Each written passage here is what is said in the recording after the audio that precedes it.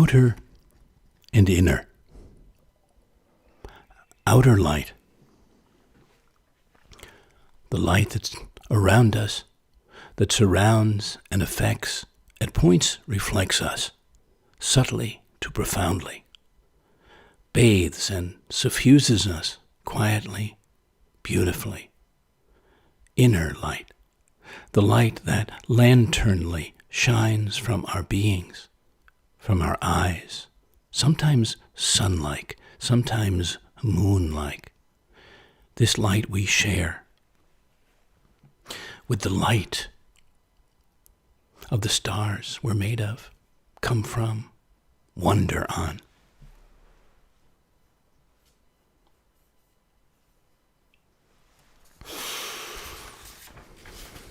Outer and inner, the changing light, lightness we can emit and witness of the dawn to dusk skies, the still and moving clouds, the waters of the open seas, nature's seasons, of our touching and being touched, our speaking, places of feeling, ways of moving through the days, through the world, of our loving, of our dreaming.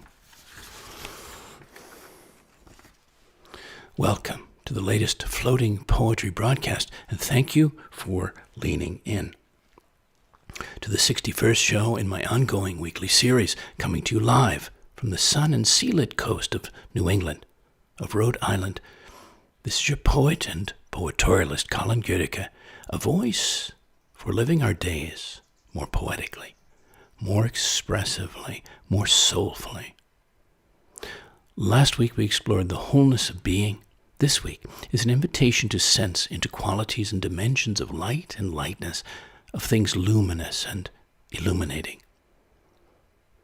As some listeners recall, I did do a broadcast back in June of last year, 2020, on the lightness of being, show number 9, which was all poetry and much shorter than these more recent programs. Well, this isn't a reprise or remix of that, rather a further and larger or other look at the theme that includes the mutable light and lightness of our inner being, wherever that was or is or may be for you and for our world and humanity, and the light of the natural world, and about what more we can find, feel, kindle, and shine forth with and bring into us and share all around and beyond.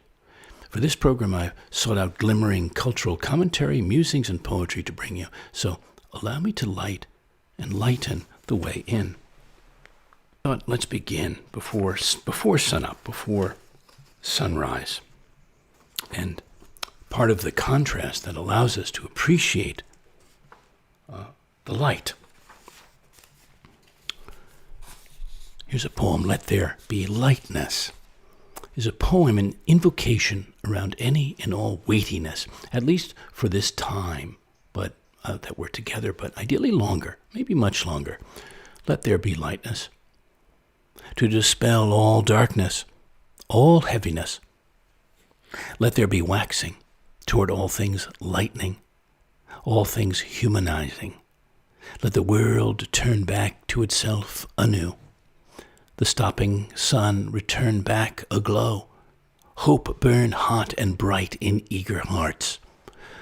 Let us, as nature's creations, remember its sacredness and bring to life and each other the great sparks of soul that shoot and shimmer within our earthliness. Let there be lightness. When I mused on the qualities and character of light, I naturally went to painters and masters of rendering, of expressing light in its many moods and feelings, some quite exquisitely. So this was a bit of an homage to some of the painters that I feel did that and that I particularly love and am drawn to. It's called Painting with Light. This was written back in Central Park, New York City, July of 2016. Painting with light.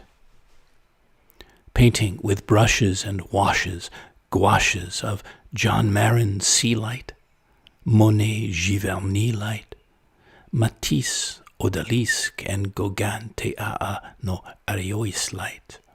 with Rembrandt face light, Vermeer northern window light, with Constable cloud light, Winslow Homer Maine, Bermuda sun wind, and watercolored light. Thank you to all of those splendid painters for what they brought us, many of us. Well, what kinds of light, places of light, do you most love, most remember for their light?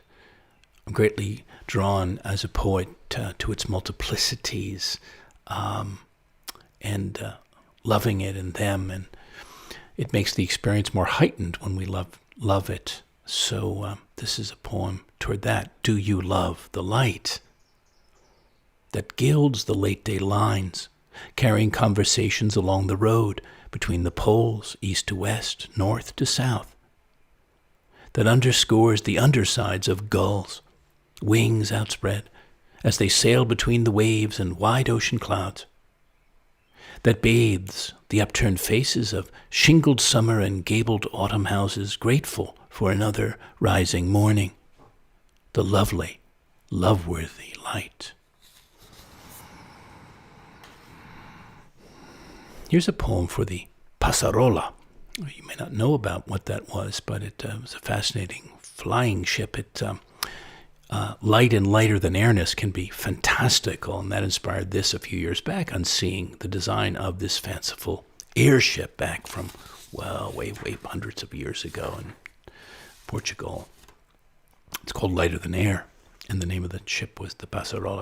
It was an imagined ship and designs for it.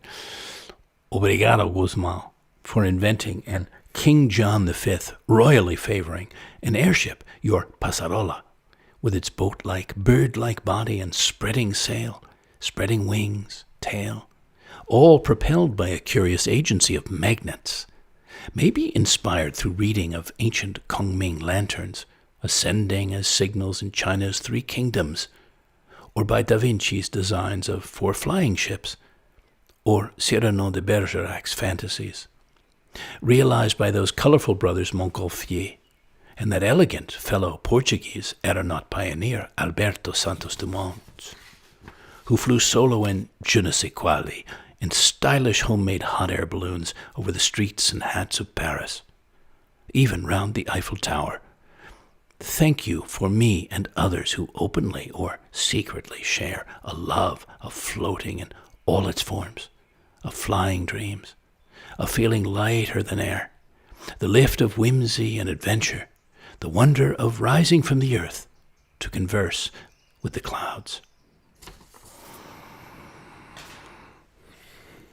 On that note, from my experiential show of theater on paper, Behind the Curtain, and one of the characters that came to life in their story poem in the creating of that is called Weightless, a state of lighter than airness, free of stress, strain, zero gravity, only a cork-like buoyancy of body, which Sir Isaac would be intrigued but not amused to discover.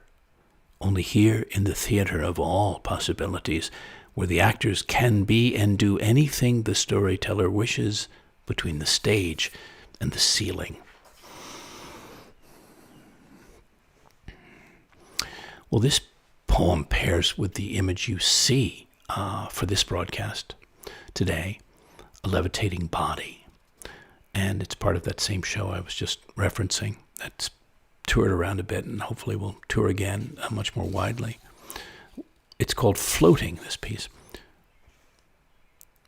Mythic, lyric, idyllic, euphoric. To be as free as the air, as the light, as the ocean waters, floating. Well, Jason Farman on the art of waiting, reclaiming the pleasures of durational being in an instant culture of ceaseless doing. I came across this in Brain Pickings. It's from his book, Delayed Response, The Art of Waiting from the Ancient to the Instant World. But that for a title. And one of his quotes there is, waiting isn't a hurdle keeping us from intimacy and from living our lives to our fullest. Instead, waiting is essential to how we connect as humans through the messages we send. So in there, he says, here's I'm pulling out a few things. Waiting isn't a hurdle keeping us from intimacy and from living our lives to the fullest. It's essential to how we connect as humans through the messages we send. It shapes our social lives in many ways, and waiting is something that can benefit us. It can be fruitful. If we lose it, we will lose the ways that waiting shapes vital elements of our lives, like social intimacy, the production of knowledge, and the creative practices that depend on the gaps formed by waiting. It shows how time flows through us and changes us day after day as we wait for the things we desire. We become different people. In the act of waiting, we become who we are. Waiting points to our desires and hopes for the future. And while that future may never arrive and our hopes may never be fulfilled, the act of reflecting on waiting teaches us about ourselves. The meaning of life isn't deferred until that thing we hope for arrives. Instead, in the moment of waiting, meaning is located in our ability to recognize the ways that such hopes define us. So he proposes a radical shift of viewing time, not as individual, but as collective, which is inherently a radical act of empathy. He says this, if my time is distinct from your time, and you end up wasting my time by valuing your own, you have robbed me of my resource, parens time. When you value your own time instead of my time, you've effectively stolen minutes or hours from me. We see these attitudes in abundance. However, if we shift perspectives and see our time as intertwined with one another's, then we are all investing our time in other people's circumstances. Now, what about this poem by Galway Canal? It was written for a young friend of his, contemplating suicide, of extinguishing his light altogether. It's called Wait. Wait for now. Distrust everything if you have to, but trust the hours. Haven't they carried you everywhere up to now? Personal events will become interesting again. Hair will become interesting. Pain will become interesting. Buds that open out of season will become lovely again. Secondhand gloves will become lovely again. Their memories are what give them the need for other hands. And the desolation of lovers is the same. That enormous emptiness carved out of such tiny beings as we are asks to be filled. The need for the new love is faithfulness to the old. Wait. Don't go too early. You're tired, but everyone's tired. But no one is tired enough. Only wait a while and listen. Music of hair, music of pain, music of looms weaving all our loves again. Be there to hear it.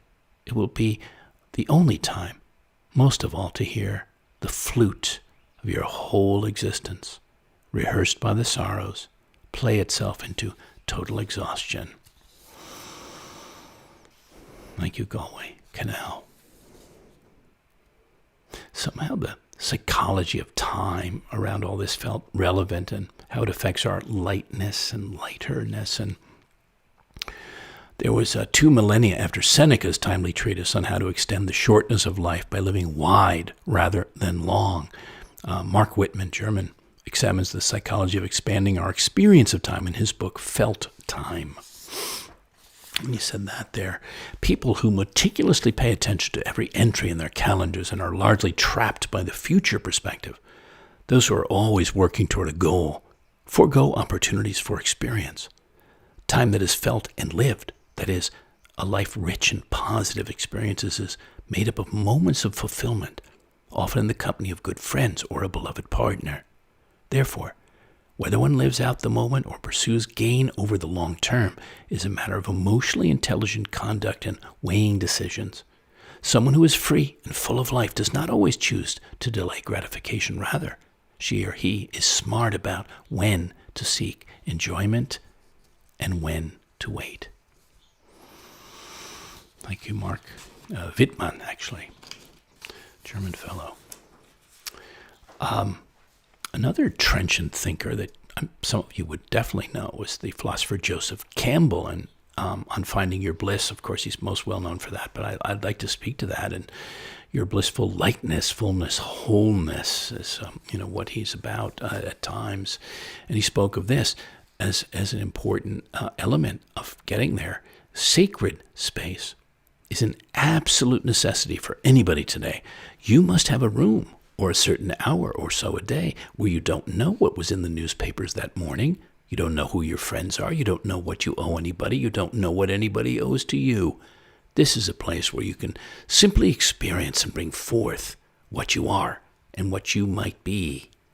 This is a place of creative incubation. At first, you may find that nothing happens there, but if you have a sacred place and use it, something eventually will happen. Our life has become so economic and practical in its orientation that as you get older, the claims of the moment upon you are so great, you hardly know where the hell you are or what it is you intended. You're always doing something that's required of you. Where's your bliss station? You have to try to find it. Thank you, Joseph Campbell. So, on the underside of bliss, I would say one thing is loss, among other things. And there's a main poet, actually, in my program, Unmain, two programs back, I read a poem or two of his and spoke of him. This is called Losses by Wesley McNair, McNair. It must be difficult for God, listening to our voices, come up through his floor of cloud to tell him what's been taken away. Lord, I've lost my dog, my period, my hair, all my money. What can he say, given we're so incomplete we can't stop being surprised by our condition, while he is completeness itself? Or is God more like us, made in his image, shaking his head because he can't be expected to keep track of which voice goes with what name and address, he being just one God? Either way, we seem to be left here to discover our losses, everything from car keys to larger items we can't search our pockets for, destined to face them on our own. Even though the dentist gives us music to listen to and the assistant looks down with her lovely smile, it's still our tooth he yanks out, leaving a soft spot we ponder with our tongue for days. Left to ourselves, we always go over and over what's missing: tooth, dog, money, self-control, and even losses as troubling as the absence the widower can't stop reaching for on the other side of his bed a year later. Then, one odd afternoon, watching something as common as the way light from the window lingers over a vase on the table, or how the leaves on his backyard tree change colors all at once in a quick wind, he begins to feel a lightness, as if all his loss has led to finding just this. Only God knows where the feeling came from, or maybe God's not some knower off on a cloud, but there in the eye, which tears up now at the strangest moments, over the smallest things. Thank you, Wesley McNair. Well, touching in on dimensions of lightness and darkness, we also have sadness, and the poet Mary Rifle, who I've brought up a few times for other reasons, talks about it too, as a color spectrum. So there's blue sadness and brown sadness and purple. Very interesting what she had to say about each of them, but I just landed on yellow sadness. I thought it was one of the more especially interesting ones. Yellow sadness is the surprise sadness. It is the sadness of naps and eggs, swan's down, sachet powder, and moist towelettes. It is the citrus of sadness. And all things round and whole and dying, like the sun, possess this sadness, which is the sadness of the first place. It is the sadness of explosion and expansion, a blast furnace in Duluth that rises over the night skyline to fall reflected in the waters of Lake Superior. It is a superior joy and a superior sadness, that of revolving doors and turnstiles. It is the confusing sadness of the never-ending and the evanescent. It is the sadness of the gesture in every pack of cards, the sadness of a poet pointing to a flower and saying, "What is that?" when what that is a violet. Yellow sadness is the ceiling fresco painted by Andrea Mantegna in the Castello di San Giorgio in Mantova, Italy, in the 15th century, wherein we look up to see we are being looked down upon in laughter and mirth. It is the sadness of that. Thank you, Mary Royfel. The psychotherapist Esther Sternberg on the science of stress, obviously counter to lightness and, what shall we say, heaviness, unlightness. She has this to say: mood is not homogeneous like cream soup. It's more like Swiss cheese filled with holes. The triggers are highly specific, tripped by sudden trails of memory, a faint fragrance, a few bars of a tune, a vague silhouette that tapped into a sad memory buried deep but not completely erased. These sensory inputs from the moment flow through layers of time in the parts of the brain that control memory, and they pull out with them not only reminders of sense, but also trails of the emotions that were first connected to the memory. These memories become connected to emotions which are processed in other parts of the brain, the amygdala for fear, the nucleus accumbens for pleasure, those same parts that the anatomist had named for their shapes. And these emotional brain centers are linked by nerve pathways to the sensory parts of the brain, to the frontal lobe and hippocampus, the coordinating centers of thought and memory. The same sensory input can trigger a negative emotion or a positive one, depending on the memories associated with it. Thank you, Esther Sternberg. I thought I ought to mention Milan Kundera's book, The Unbearable Lightness of Being. I felt it was probably in some of your minds that I might. And it refers, actually, to the lightness of love and sex, which are the themes of the novel. You may have seen the film or read the novel. Kundera portrays love as fleeting, haphazard, and possibly based upon endless strings of coincidences, despite holding much significance for humans. And here's what he says in the book. The heavier the burden, the closer our lives come to the earth, the more real and truthful they become.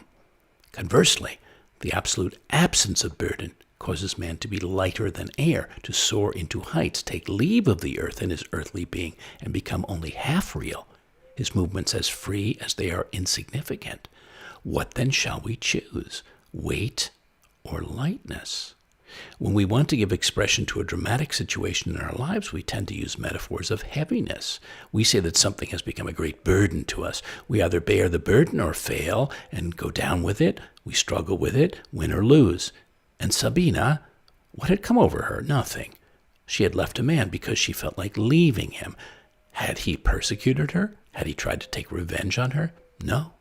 Her drama was a drama not of heaviness, but of lightness. What fell to her lot was not the burden, but the unbearable lightness of being.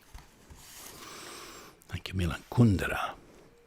Well, I came across, very apropos, in a way, I think, the great Russian composer Tchaikovsky, in a letter from the spring of 1870, shortly after his 30th birthday, he wrote this letter, or this is part of it. I'm sitting at the open window at 4 a.m., and breathing the lovely air of a spring morning. Life is still good, and it is worth living on a May morning. I assert that life is beautiful in spite of everything. This, quote, everything includes the following items. Number 1, illness. I'm getting much too stout and my nerves are all to pieces. 2, the conservatoire oppresses me to extinction. I am more and more convinced I am absolutely unfitted to teach the theory of music. 3, my pecuniary situation is very bad. 4, I'm very doubtful if Undine will be performed. I have heard that they are likely to throw me over. In a word, there are many thorns, but the roses are there too. Thank you, Tchaikovsky. So, equinoxes, solstices, times of significant light, I would call them. I often creating odes for them, and I'm going to give you one or two here. This is for the autumnal equinox, one of them. It's called The Fall. It's not a falling or befalling, but an arising, arriving of a different season of lightfulness, of fruitfulness. as abundant as the preceding, now gracefully, still greenly receding summer. If cooler, if drier, is another calling to our senses, sense memories, to another feast of nature's further best. And this day, day of equinox, day of equal light and dark, shared long and short, from Hagar Quim to Yantar Mantar, Stonehenge. This time of Mabon, Mean Fomer, Shubon Nohi, harvest moons, mooncakes, and lanterns, brightly beheld auroras to the north, asters and mums to the south.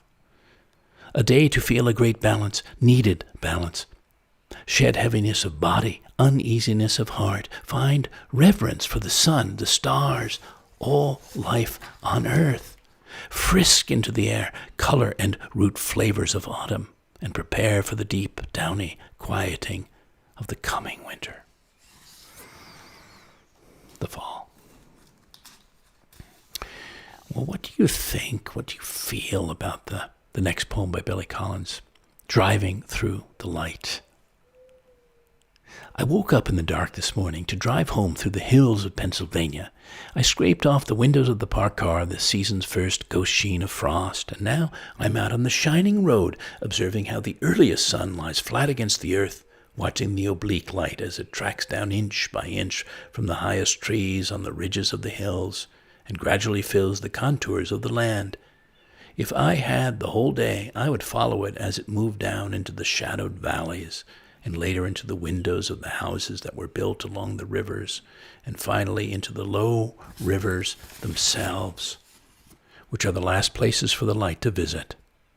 I would watch as it dappled the still pools that hold the suspended fish, then sparkled the surface out in the middle where the river is strongest, where it flows along with its eyes wide open like a swimmer who has swum so long she has forgotten her name and never needs to come up for air again. That is how I began the long drive home, thinking about the visitations and the timing of light as dawn poured into the car and pierced the vapor rising from the cup I held, thinking about the slow annunciation of this day, the mysteries of the places I will never see, and about the long, watery body of that nameless swimmer. Thank you, Billy Collins. Once last year in Watch Hill, came this light affirming poem. It was for the winter solstice, so the autumn earlier. Green Light is called. The light returns through the winter evergreens. Sun climbs again towards summer, does not disappear forever, nor all the other leaves, neither kingly oaks nor goddess birches, fallen but for a season. Sacred and hearty hues remind us of the life in the world before now and after, the length of an age. May ours be long. Holly invites us to wear its sprigs in our hair, its cheering berries in our hearts. Bring to mind the year's ebb and flow of light and darkness. Shelter the fairy spirits of the forest. Mistletoe speaks without words of the free and fertile. Ivy to our innate tenacity. Scots pine, chieftain tree, sweetest of woods, dried and bonfired with the west windward juniper, point us to cleanse and purify.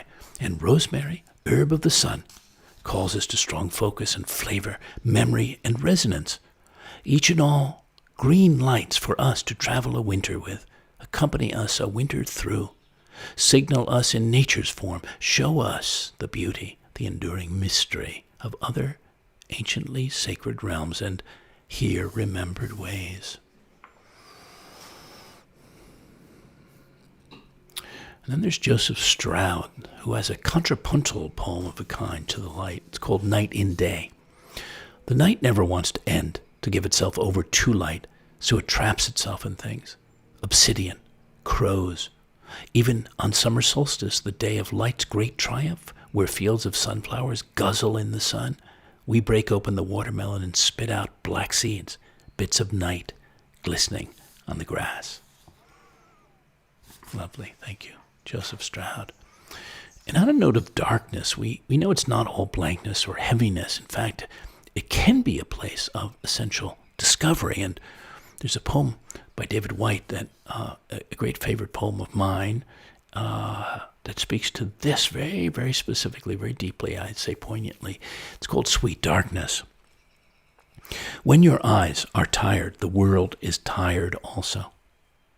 When your vision has gone, no part of the world can find you. Time to go into the dark, where the night has eyes, to recognize its own. There you can be sure you are not beyond love. The dark will be your womb tonight. The night will give you a horizon further than you can see. You must learn one thing. The world was made to be free in. Give up all the other worlds, except the one to which you belong. Sometimes it takes darkness and the sweet confinement of your aloneness to learn anything or anyone that does not bring you alive is too small for you. Thank you, David White. There's also for me and others, many others, the Lightness, and we were talking about the Kundera book and many other books about the lightness, lighterness, and light-fillingness of love and loveliness. And there was a moment years back, I was hosting a Poetry on the Plate dinner, an immersive dining experience called Michelangelo's Mouth, based on a recipe of his from his grocery list of whatever, back in the Renaissance. Great fun, and there was a lovely spirit there, and there I had a moment, and this is the moment. It's called Up in the MacLeods. This was for a Scotswoman. Her name was Iona MacLeod. Is where I met her, when she and her sky-wide spirit and bare bray shoulders floated into the evening, where there was such feasting, much laughter, streams of music and stories, even dancing, hand to eye to heart, where everything, my body, the scenery, suddenly felt so much lighter than air. Up in the MacLeods.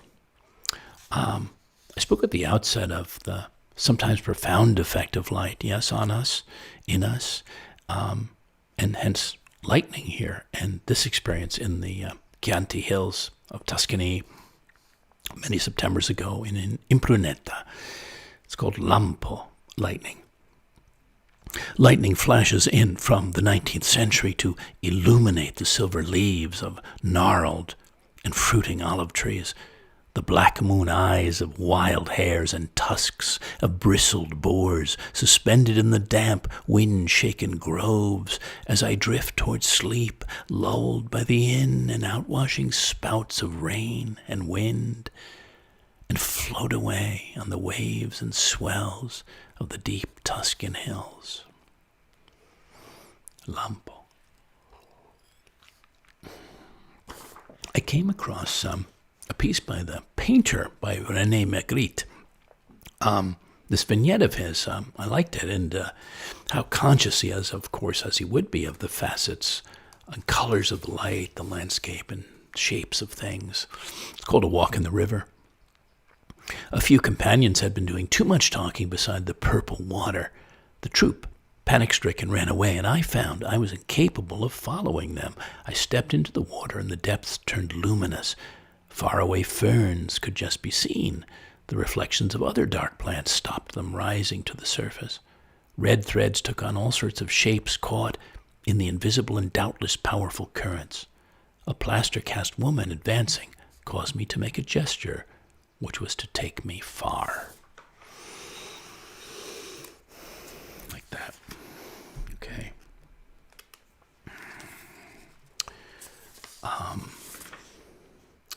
Here's a poem by the Irish poet, great favorite of mine, Eamon Grennan. It's called Larkluster.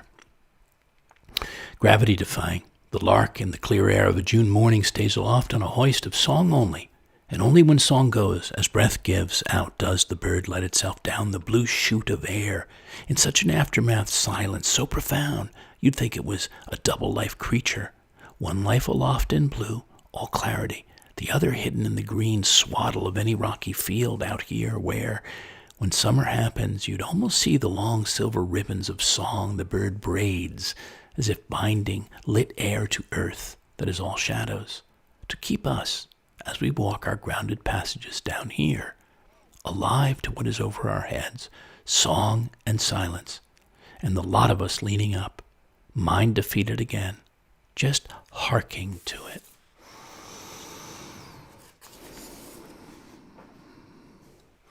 Well, we have the sun and we have the moon, and here's a poem of the two of them. It's called Sun and Moon. It's from an exhibition of mine.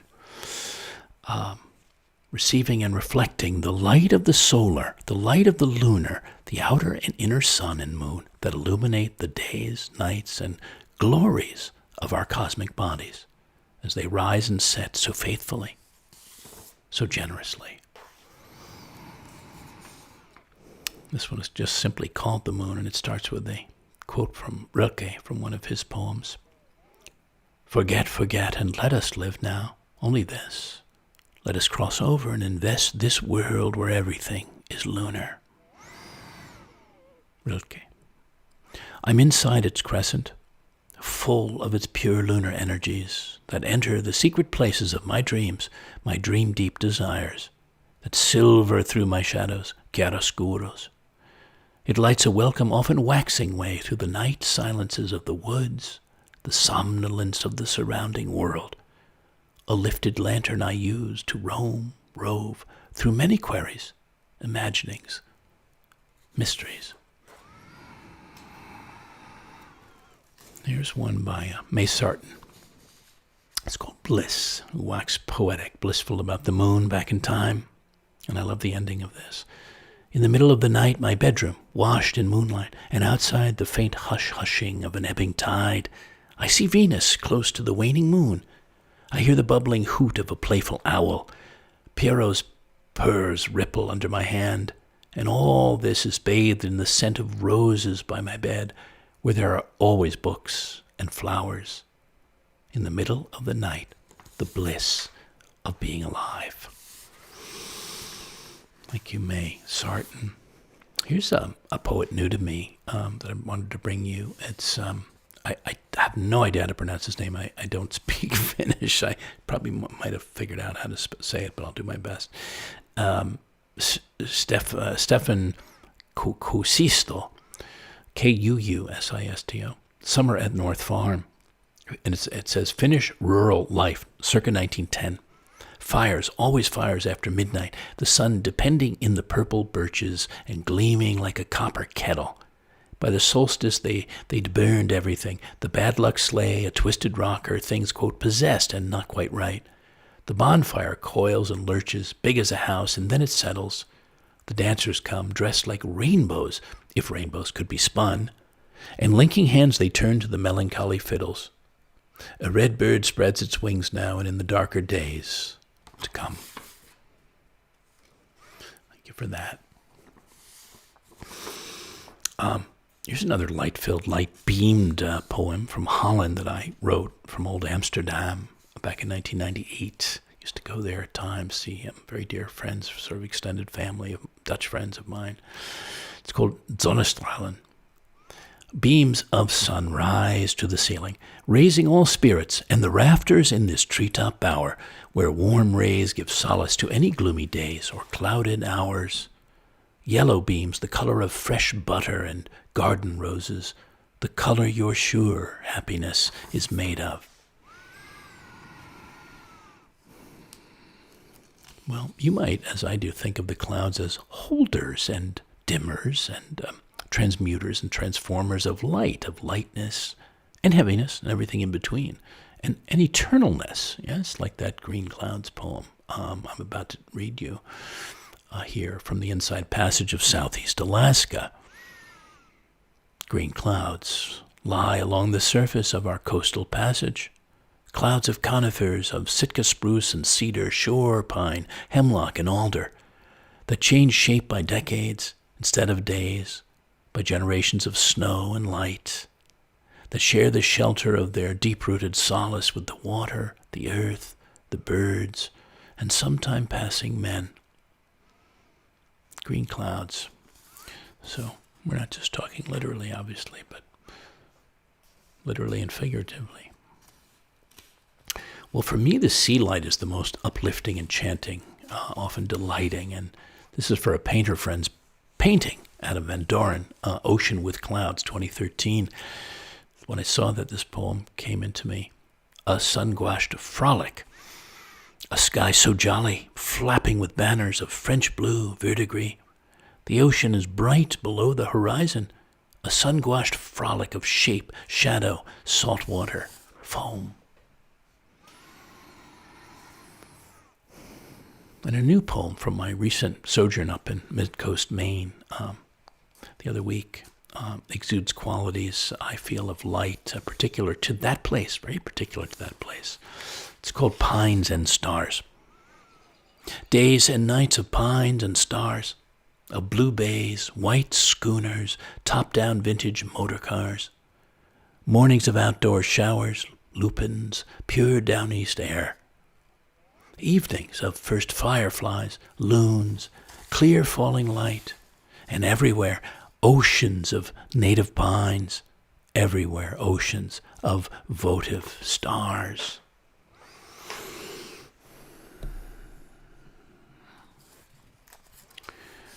Well, I've brought light in at times, literally and metaphorically, in my poetry, both visually and written and spoken and otherwise, to honor or sometimes underscore friends and others I meet in my life travels. And here's one or two on that note. This is for my dear friend Henry White. This was on his 82nd birthday, and that was in 2018, so that was 3 years ago. Like Messier 82, a starburst galaxy in the constellation Ursa Major, you've undergone an exceptionally high level of star formation all along, and at your 82nd turn through life on Earth can look back upon so many light years and bright times, and how through the heavens you still glimmer, still greatly glow, and all that is spill into you, the great radiance always there to open to.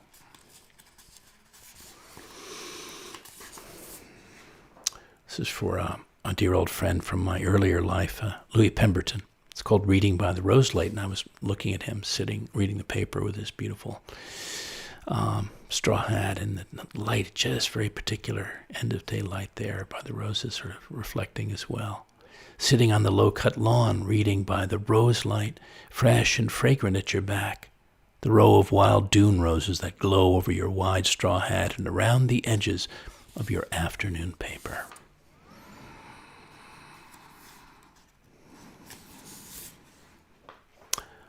I shared the Tuscan poem, Lampo, Lightning, and 2 years back wondered about this a bit more in a way. It's called Breathing Lightning. What would it be like to breathe bolts of wild, bright energy into your body, like a god? To inhale, exhale great flashes of passion from your inner heavens, ones that take you from ground to cloud in flights of ecstatically loosed intention. What would you do with such strobes of desire lighting up unlit till now places of your life, striking and stoking desire for something else, something more, something you suddenly want to move the mountains of yourself toward with a holy, highly charged heart?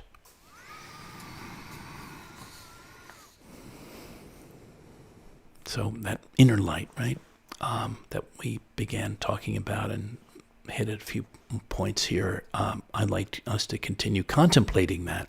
Yours, its qualities, its magnitudes, its mysteriousness, but at root, its source and flow. Well, another poem from my recent time in Maine. I was given a bedroom to choose to sleep in, and there was one that had a portrait of Johnny Weissmuller. And I came back out to my friends who were leaving the next day, and I said, "Thank you for putting me in Tarzan's room." They laughed. Why is that? Well, Johnny Weissmuller, the actor who played Tarzan in the old days, in the old movies, was quite a figure for me. It was interesting to be there. And so this poem came to me while I was there. Tarzan's Room for Johnny Weissmuller. The name I give the room I sleep in this house on this street to the sea. Because over the bed is a vintage portrait of the figure I grew up watching, swinging through the jungle, living in the wild, being free. But I see this is an inside-out portrait of a beautifully tender man, a tenderly beautiful man, his eyes turned privately, quietly, away from the camera, from the viewer, looking somewhere far away, far within. And his skin, his soft, sun-browned face, and monumentally shaped, gracefully rounded shoulders, so luminous, with aliveness, with a light of his own making, of Johnny's incandescing. What if you realized how light-filled your being is, maybe way beyond what you even think it is now? Yeah, or more so than you ever knew or could imagine. Your dappled life, full of light, filtering gently but brightly from the sun itself and through the solar system of living, loving, evolving you inhabit, orbit through, contribute your own radiance to. A naturally illuminated life, illuminating life, where even the shadows are reflective, where you find, feel, parcels, circles, ellipses of lightness, delightfulness of spirit, enter and leave, pour in and out, through your ever full, never bare foliage.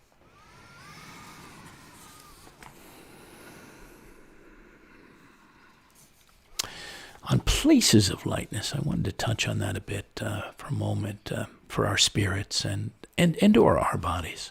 There's a splendid book, Desert Solitaire, you might appreciate.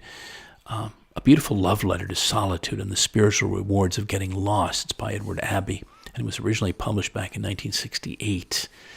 And it's based on the late 50s when he took a job as a seasonal park ranger at Arches National Monument in Utah's Moab Desert. He said, when I went there, why I went there no longer matters. What I found there is the subject of this book. He said, every man, every woman carries in heart and mind the image of the ideal place, the right place, the one true home, known or unknown, actual or visionary, a houseboat in Kashmir, a view down Atlantic Avenue in Brooklyn, a gray Gothic farmhouse 2 stories high at the end of a Red Dog Road in the Allegheny Mountains, a cabin on the shore of a blue lake in spruce and fir country, a greasy alley near the Hoboken waterfront, or even possibly, for those of a less demanding sensibility, the world to be seen from a comfortable apartment high in the tender, velvety smog of Manhattan, Chicago, Paris, Tokyo, Rio, or Rome. There's no limit to the human capacity for the homing sentiment. I am here not only to evade for a while the clamor and filth and confusion of the cultural apparatus, but also to confront immediately and directly, if it's possible, the bare bones of existence, the elemental and fundamental, the bedrock which sustains us. I want to be able to look at and into a juniper tree, a piece of quartz, a vulture, a spider, and see it as it is in itself, devoid of all humanly ascribed qualities, anti-Kantian, even the categories of scientific description. To meet God or Medusa face to face, even if it means risking everything human in myself. I dream of a hard and brutal mysticism in which the naked self merges with a non-human world and yet somehow survives still intact, individual, separate. Paradox and bedrock. Thank you, Edward Albee. Desert Solitaire is the book. So as we wind to a close for now, a few last poems. This one by W.S. Merwin, For the Anniversary of My Death, is called. Every year without knowing it, I have passed the day when the last fires will wave to me and the silence will set out, tireless traveler like the beam of a lightless star.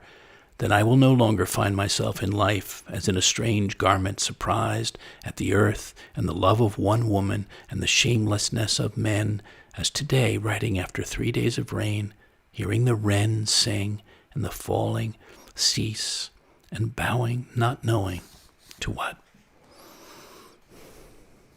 Thank you, W.S. Merwin. Jane Hirschfield, Wood, Salt, Tin. Little soul, do you remember? You once walked over wooden boards to a house that sat on stilts in the sea.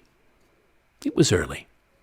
The sun painted brightness onto the water, and wherever you sat, that path led directly to you. Some mornings the sea road was muted, scratched tin, some mornings blinding. Then it would leave. Little soul, it is strange. Even now, It is early. And here's one of mine, an invitation. In a place of light, live in a place of light, a palace of light, a palazzo of light, sometimes a great palladium or simply a palapa, but always a place where it streams, floods, suns through everywhere, from everything. And to close, meditation on the autumnal equinox.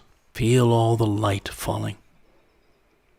Let all the light fall today in a rare, receiving way, fully, equally, wholly into your hemispheres, your north and south, your left and right brain, your masculine and feminine, conscious and unconscious, actual and potential self. Pause. Close your sunlit eyes and slowly, slowly breathe. Open. Widen. Feel the life-giving, life-renewing rays enter the center, the equator of your body, your being, bringing all parts of your inner world into great balance, bathing all parts of you in greater warmth and health, brightening, lightening your places, crevices, passages of darkness, sadness, hiddenness, shadow. Let all the new light falling, streaming, seeking, find and fill you this day with a keener seeing, sense of turning, promise of becoming. Thank you again for listening in, floating in, feeling in, lighting in, being here. And thanks to those who care about these shows and the creating I'm doing and sharing to nourish spirits, uplift hearts, and spur greater self-awareness, greater aliveness in the wider world.